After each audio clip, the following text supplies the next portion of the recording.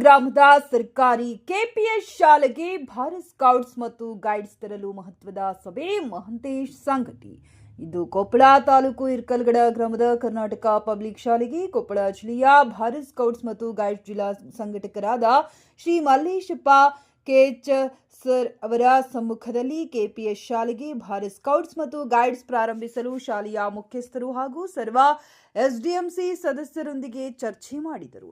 Shri Malleshappa sir ಅವರು ಯೋಜನೆಯ ಎಲ್ಲಾ ವಿವರಗಳನ್ನು ವಿಸ್ತಾರವಾಗಿ ಕೆಪಿಎಸ್ ಮುಖ್ಯಸ್ಥರಿಗೆ ಹಾಗೂ ಸದಸ್ಯರಿಗೆ ತಿಳಿಸಿಕೊಟ್ಟರು. ಈ ಒಂದು ಸಭೆಯಲ್ಲಿ ಕೆಪಿಎಸ್ ಸದಸ್ಯರಾದ ದ್ಯಾಮಣ್ಣ ಕಲಿಕೇರಿ, ಮಂಜುನಾಥ್ ಗುತ್ತೂರು, ಬಸವರಾಜ್ ಹಿರೇಮಠ್ ಅವರು ಭಾಗವಹಿಸಿ ಎಲ್ಲಾ ರೀತಿಯ ಸಹಕಾರ ಮಾಡಿಕೊಡುವುದಾಗಿ ತಿಳಿಸಿದರು.